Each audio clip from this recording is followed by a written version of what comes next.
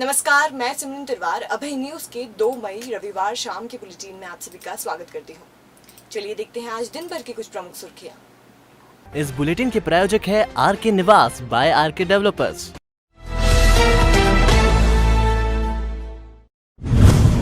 सुनसान क्षेत्र में कांस्टेबल के साथ क्यों मौजूद थी महिला सब इंस्पेक्टर?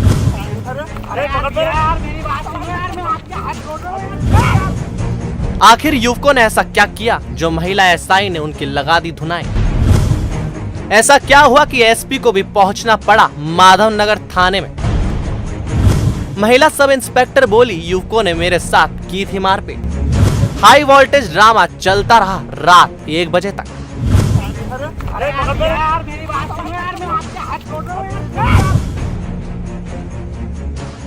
अभय न्यूज की खास पेशकश में आज हम देखेंगे हाफ पैंट वाली लड़की का राज। आखिर रात के सन्नाटे में सुनसान क्षेत्र में सिपाही के साथ मौजूद इंदौर की महिला एसआई के साथ ऐसा क्या हुआ कि उसने अपना आपा खो दिया?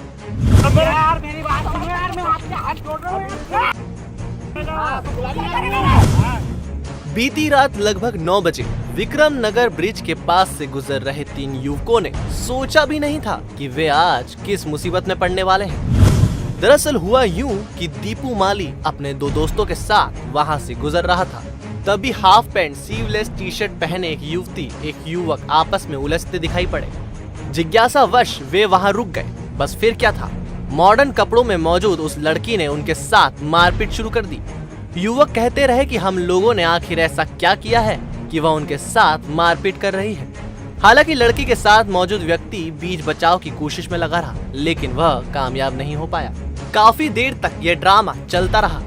आखिरकार युवकों ने डायल 100 को सूचना देकर पीसीआर बुलवा ली। इसी बीच मॉडर्न युवती के साथ मौजूद शख्स ने बताया कि वह कोई मामूली लड़की नहीं, इंदौर जिले के थाने में पदस्थ सब इंस्पेक्टर सपना डोडिया है, जबकि उस व्यक्ति का नाम शैलेंद्र सिंह है। खैर, पुलिस वहां पहुंच गई और सभी को माधवनगर थाने लाया गया।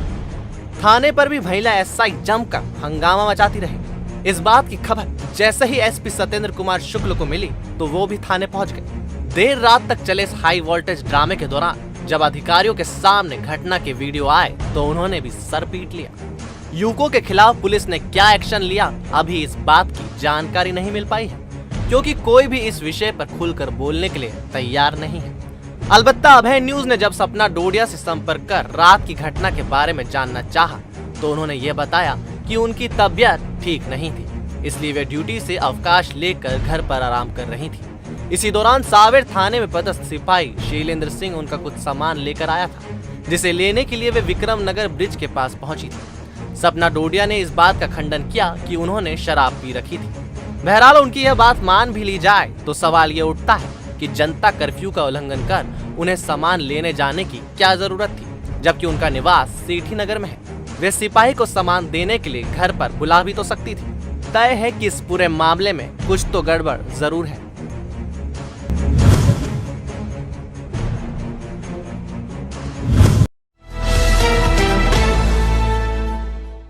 कोरोना जैसे मुश्किल दौर में मेडिकल संचालकों द्वारा की जा रही लूटमार से परेशान एक युवक ने अर्थलोभी मेडिकल संचालक को हवालात में पहुंचा दिया। दरअसल हुआ यूं कि उहाबुद्दीन शेख काजी नामक युवक के रिश्तेदार को ऑक्सीजन की जरूरत के चलते ऑक्सीजन सिलेंडर पर लगने वाले ऑक्सीजन सप्लाई मीटर की जरूरत थी। जब ऑक्सीजन मीटर को खरीदने कोतवाली थाने के पास स्थित नीता सर्जिकल एंड स्पोर्ट्स की दुकान पर पहुंचा तो दुकानदार ने 500 रुपए में मिलने वाली मशीन की कीमत 5500 रुपए बताई। जब युवक ने कहा कि इस मशीन को तो वह 2 दिन पहले 500 रुपए में लेकर गया है, तो दुकानदार के सहयोगी ने बड़ी दिलेरी से कहा कि रेट तो ऊपर नीचे होते रहते हैं।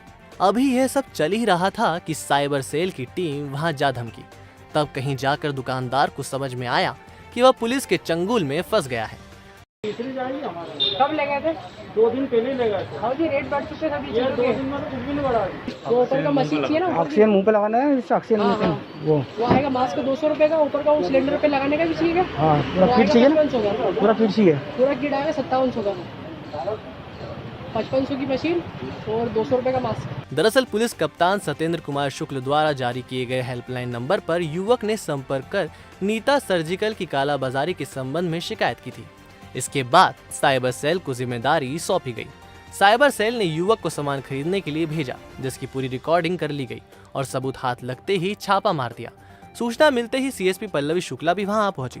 इस पूरी कार्यवाही के दौरान पुलिस ने ड्रग इंस्पेक्टर को कई बार फोन लगाया, लेकिन उसने अटेंड नहीं किया। लेकिन जैसे ही मीडिया कर्मी के मोबाइल से नंबर मिलाया तो उसने तुरंत अटेंड कर लिया। फिलहाल दुकान संचालक पुलिस की गिरफ्त में है। देखना यह है कि पुलिस उसके खिलाफ रासुका की कार्यवाही करती है या नहीं। सूचना प्राप्त हुई थी कि यहाँ पर जो ऑक्सीजन सिलेंडर पर फ्लो मीटर लगाया जाता है वो ज़्यादा पैसे में बेचा जा रहा है, और जो ऑक्सीजन नापने की मशीन है उसके भी ज़्यादा मार्केट प्राइस से पैसा बेचा जा रहा है। आज इस पर रेड करी गई है और जांच की जा रही है। तो आगे क्या कार्रवाई करेंगे मैम इसके अंदर? इसके ऊपर जो भी निर्धारित आईपीसी सेक्शन है उसके तहत कार्रवाई एफआईआर दर्ज की। जिले में कोरोना संक्रमण की दर कम होने का नाम नहीं ले रही है। प्रशासन मरीजों को इलाज देने के लिए एड़ी चोटी का जोर लगा रहा है, जिससे जो बन रहा है मदद की जा रही है। लेकिन इन सब के बीच कई लोग ऐसे भी हैं जो इस गंभीर बीमारी को मजाक बनाए हुए हैं। रविवार को माधवनगर थाना क्षेत्र के ऋषि नगर में तहसीलदार अभिषेक शर्मा ने ऐसे ही दंपत्ति पर कार्यवाही करते हुए उनके घर से 2 जंबो ऑक्सीजन सिलेंडर जब्त किए हैं। दरअसल ऋषि नगर में रहने वाले रविंद्र सिंह और उसकी पत्नी मनीषा सिंह घर में ही ऑक्सीजन लगाकर कोरोना मरीजों का इलाज कर रहे थे, जिसकी शिकायत मिलने पर तहसीलदार ने तुरंत कार्यवाही करते हुए पति पत्नी दोनों पर धारा 188 के तहत कार्यवाही की और उनके घर को कोरोना प्रोटोकॉल में सील कर दिया। जानकारी के अनुसार रविंद्र किसी निजी अस्पताल का कर्मचारी है और उसकी पत्नी भी ANM है। यहाँ आपको बता दें कि कोरोना संक्रमण को रोकने की जवाबदारी केवल प्रशासन की ही नहीं है, इसमें शहर की जनता को भी उतना ही जागरूक और जिम्मेदार होना पड़ेगा। लाखों की जनसंख्या वाले शहर में मुट्ठी भर स्वास्थ्य कर्मचारियों की मदद से जिस प्रकार जिला प्रशासन काम कर रहा है वह वाकई काबिले तारीफ है। हालांकि इसमें प्रशासन की कई कोताहियां भी खुलकर सामने आ रही हैं। इन दिनों शहर में कोरोना मुक्त उज्जैन अभियान चलाया जा रहा है, जिसमें कई आंगनवाड़ी कार्यकर्ता और ANM घर घर जाकर बीमारों की जानकारी ले रही हैं। लेकिन आश्चर्य की बात तो ये है कि ये अभियान केवल एक पेन और कागज की सहायता से ही पूरा किया जा रहा है। कार्यकर्ताओं के पास एक थर्मल स्कैनर तक नहीं है, जिससे जानकारी देने वाले घर के सदस्य का टेम्परेचर चेक किया जा सके। कुल मिलाकर इस महामारी से बचने का एक ही तरीका है कि शहर का प्रत्येक नागरिक अपनी जिम्मेदारी समझे और कोरोना संक्रमण से बचाव की गाइडलाइन का पूर्ण तरीके से पालन करे। उज्जैन के हरी फाटक ब्रिज के नीचे बेगमपुरा में रहमत गैस ट्रेडर्स पर रविवार दोपहर क्राइम की टीम ने दबिश दी। दरअसल रहमत ट्रेडर्स पर अधिक दाम में ऑक्सीजन गैस बेचने की सूचना मिलने के बाद यहां क्राइम ब्रांच और महाकाल थाना पुलिस पहुंची थी। मौके पर पुलिस ने पूछताछ की और कागजात देखने के बाद चले गए। दरअसल किसी ने पुलिस को गलत सूचना दी थी कि यहाँ महंगे दामों पर ऑक्सीजन गैस भरने का काम किया जा रहा है। रहमत गैस ट्रेडर्स के संचालक सलाउद्दीन नागौरी ने बताया कि वे इंदौर, ताजपुर और तपोभूमि स्थित प्रदीप ऑक्सीजन प्लांट से बड़े सिलेंडर्स में गैस भरवाकर जरूरतमंद लोगों को छोटे सिलेंडर्स में दे रहे हैं, जिसका वे केवल 200 रुपए चार्ज कर रहे हैं, क्योंकि वे भी इसे खरीद कर ही ला रहे हैं। क्राइम ब्रांच को किसी ने शिकायत डाली थी कि यहाँ पर जो है सिलेंडर जो है 1000 रुपये में भरकर दिया जा रहा है, छोटा सिलेंडर। और किसी ने ये भी शिकायत की थी कि उनके कुछ जो है दलाल हैं बीच के अंदर, जो सिलेंडर इनको 200 रुपये में भर के देते हैं और वो बाज़ार में 1000 रुपये में 500 रुपये में लोगों को बांट रहे हैं। तो ये जो खबर है सब झूठी है। हम लोग यहाँ पर जो भी आएगा उसको 200 रुपये में सिलेंडर भर कर दे रहे हैं। क्राइम ब्रांच का कहना है कि सिलेंडर जो है आपको जो 200-250 रुपये में पड़ रहा है।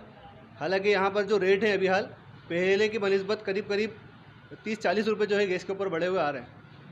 तो उसके हिसाब से सिलेंडर महंगा हुआ है। पहले हम लोग जो है सिलेंडर सस्ता देते थे, अभी जो गैस के रेट बढ़े हैं कोरोना की वजह से, उसके बाद में हम लोगों ने भी रेट बढ़ाकर 200 रुपये किए हैं और पूरे शहर के अंदर 200 रुपये में छोटा सिलेंडर भरा जा रहा है।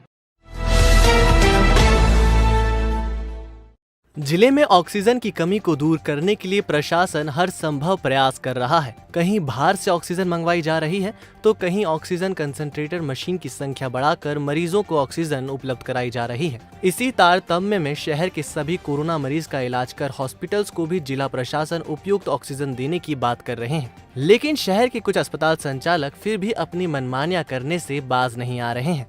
उज्जैन कलेक्टर आशीष सिंह ने गुरु नानक अस्पताल और देशमुख अस्पताल को मरीजों के परिजनों से ऑक्सीजन भरवाने के लिए कारण बताओ नोटिस दिया है।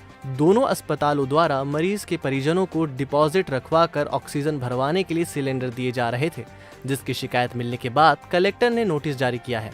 अस्पताल प्रबंधन की ओर से संतुष्टि पूर्वक जवाब न मिलने पर अस्पतालों के लाइसेंस निरस्त करने की कार्यवाही भी की जा सकती है।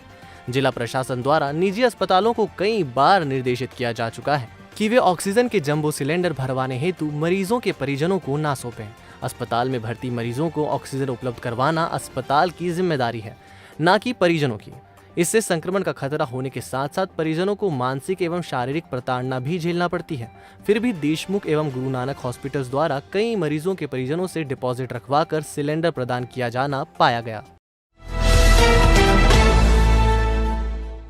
माधवनगर थाना पुलिस ने जिला बदर का उल्लंघन करते हुए एक आरोपी को गिरफ्तार किया है। माधवनगर थाना प्रभारी मनीष लोधा ने बताया कि अर्जुन पिता राजाराम सुनहरे को पिछले वर्ष सितंबर में जिला बदर किया गया था। जिला बदर के आदेश का उल्लंघन करते हुए अर्जुन उज्जैन शहर की सीमा में ही रह रहा था, जिसे पकड़कर उचित कार्यवाही की जा रही है।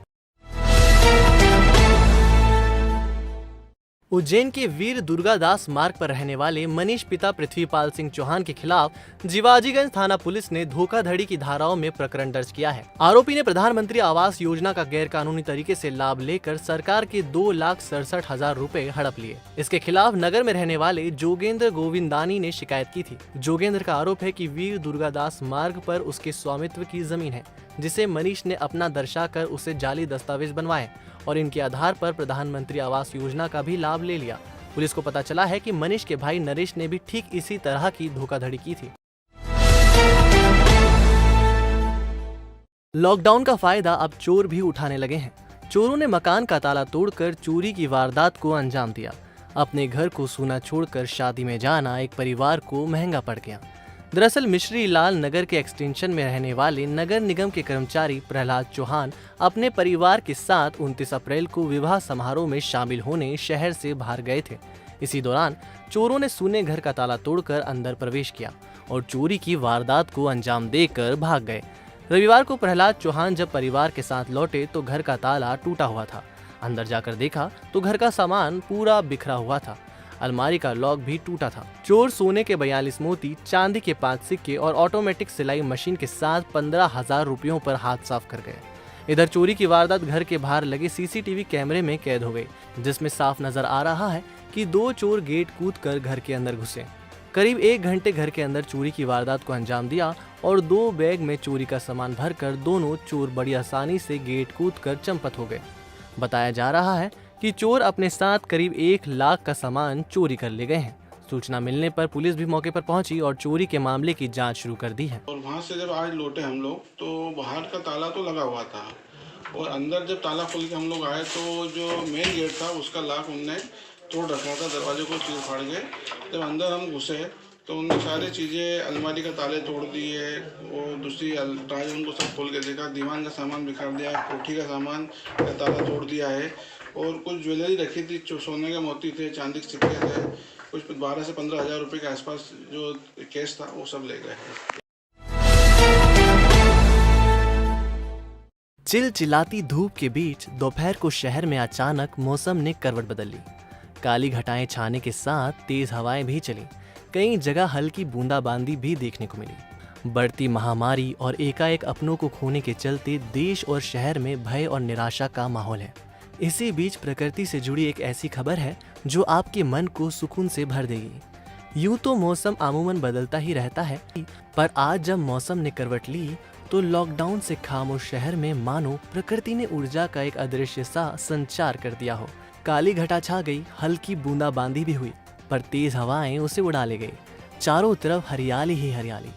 जिसने भी यह मनमोहक दृश्य देखा मंत्रमुग्ध हो गया। आसमान में बादलों ने अपनी कलाकृति दिखाई और आकाश पर कई आकार बन गए। एक पल के लिए भूल जाइए सब कुछ, सारी चिंताएं, और जरा देखिए ये हरे भरे पेड़, यह नज़ारा। महसूस करिए इन हवाओं को, जैसे कह रही हूँ चिंता मत करो, अब सब कुछ ठीक होने वाला है। बहरहाल कुछ समय बाद मौसम फिर सामान्य हो गया। उच्च शिक्षा मंत्री डॉक्टर मोहन यादव ने रविवार दोपहर देवास के अमलतास हॉस्पिटल का दौरा किया एवं वहां पर मरीजों के उपचार की व्यवस्था का निरीक्षण किया। उच्च शिक्षा मंत्री को बताया गया कि यहां पर उज्जैन के मरीजों के लिए 180 बेड आरक्षित हैं। डॉक्टर यादव ने अस्पताल प्रबंधन से चर्चा की एवं उनकी ऑक्सीजन की समस्या को दूर करने का आश्वासन देते हुए कहा कि ऑक्सीजन उज्जैन से उपलब्ध कराने का प्रयास किया जाएगा।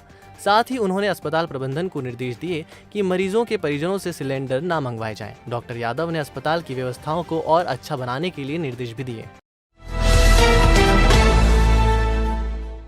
मध्य प्रदेश शिक्षक कांग्रेस महासचिव स्वरूप नारायण चतुर्वेदी ने प्रदेश के मुख्यमंत्री शिवराज सिंह चौहान को पत्र लिखकर घर घर सर्वे कार्य में कोरोना टीम के साथ लगे शिक्षकों को कोरोना योद्धा मानने की मांग की थी। इस पत्र का संज्ञान लेते हुए कलेक्टर उज्जैन ने अपने पत्र क्रमांक 96 में दिनांक 30/4/21 को तत्काल आदेश जारी कर शिक्षकों को कोरोना योद्धा में शामिल कर लिया है। मध्य प्रदेश शिक्षक कांग्रेस महासचिव स्वरूप नारायण चतुर्वेदी ने मुख्यमंत्री कलेक्टर को धन्यवाद प्रेषित करते हुए कार्य के दौरान कोरोना से दिवंगत हुए शिक्षकों को आपदा प्रबंधन से परिवार को सहायता प्रदान करने की मांग की है। जिले के शिक्षकों को कोरोना योद्धा में शामिल किया गया। मैं मध्य प्रदेश शिक्षक कांग्रेस के महासचिव के नाते जिला कलेक्टर महोदय को धन्यवाद प्रेषित करता हूं और कलेक्टर महोदय से आग्रह करता हूं कि दिवंगत शिक्षकों को जो कोरोना में महामारी में अपने प्राण त्याग दिए हैं, उनके परिवार को भरण पोषण के लिए आपदा प्रबंधन से सहायता राशि प्रदान करें, ऐसा जिला कलेक्टर उज्जैन से आग्रह है। इंगोरिया बलेडी ग्राम में सरपंच मोहन पर्वत और ग्रामीणों द्वारा गांव के हनुमान मंदिर में रोजाना यज्ञ और हवन किया जा रहा है। कारण यहां 2 अप्रैल से गांव में हर दिन किसी न किसी व्यक्ति की कोरोना से मृत्यु हो रही है। अभी तक मौत का आंकड़ा बढ़कर 19 तक पहुंच गया है। ग्रामीणों ने गोठड़ा में हुई माताजी की भविष्यवाणियों को आधार मानते हुए सरपंच के निर्देश पर यह हवन करवाया जा रहा है।